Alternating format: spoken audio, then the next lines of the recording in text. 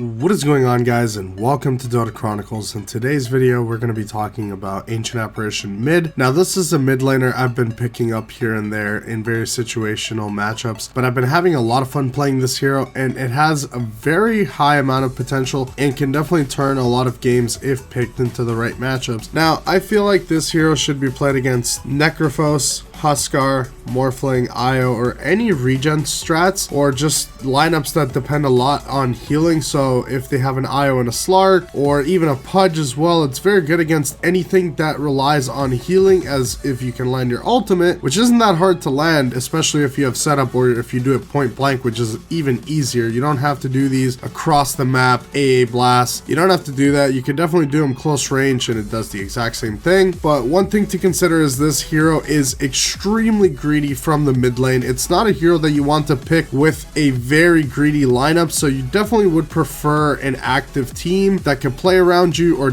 buy you some space for you to get some mana items. This hero, to be functional, needs a shard, needs a witchblade, and needs an Aghanim scepter. Honestly, you could go for either treads, mana boots, or phase boots. I've gone for all of them. It honestly depends what you're running into. Mana boots is just the best option because you have a lot of mana issues in the early game, but if you're running into a very high physical lineup or heroes that are just poking you down, you could definitely go for the phase boost, as Ancient Apparition is a pretty slow hero in general. So if you feel like you need to escape and reposition yourself much better without going for the Boots of Travels, which is even more greedy, you could definitely go for the phase boots. But overall, mana boots should be your go-to, or treads. Treads is incredible because it'll scale with your attack speed when you get your Aghanim scepter. It's going to help you a lot in the late game, but for the early game, I feel like mana boots are the best. You can always sell mana boots later on once your mana pool is big enough to sustain through. If you are playing against a lineup that has a ton of catch, so say Wind Ranger, any of the spirits, so Void Spirit, Ember Spirit, heroes that are pretty prevalent in the meta, heroes that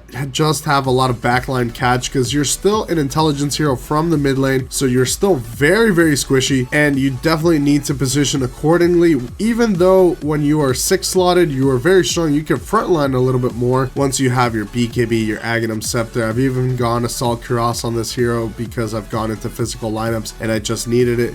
Heroes like Legion Commander, you don't want to play against these heroes half the time because it just makes your game a lot harder than it needs to be, and this hero needs to have a decent start. You cannot get shit on in the lane and just expect to have a lot of impact. This hero needs a lot of farm and a lot of levels to be very reliable from the mid lane and dish out a lot of damage in the mid game. So you're basically playing for a mid game timing. You can still rotate. I wouldn't say it's the best hero to rotate on, but if you plan on rotating a lot, you definitely need to play mana boots 100% because you will not have the mana pool. With bottle and stick, it's just not enough to be able, unless you have like full rune control, your team is just backing you up the entire time, you got vision everywhere and you can easily secure the runes, then it might be enough and you can still go for the treads, but go for the arcane boots, it'll be a lot better. Then you have to get the shard, as it's gonna speed up your farming quite significantly and it'll do some really good DPS in the fights, and it's gonna be slowing people down, increase magical damage.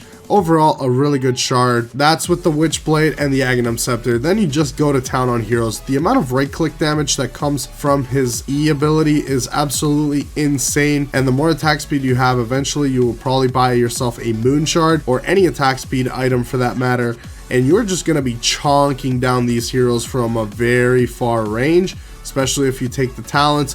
You can also get a Hurricane Pike if you want to get creative and you need even more range. You're gonna be literally a sniper but with magic damage, which sounds a little bit broken, and it's exactly that way. Run it into the right matchups and you're gonna have so much fun with this hero, and just practice your AA blast. It's not the hardest ability to land, but the hardest it is to land them from half across the map, as a lot of factors can go in.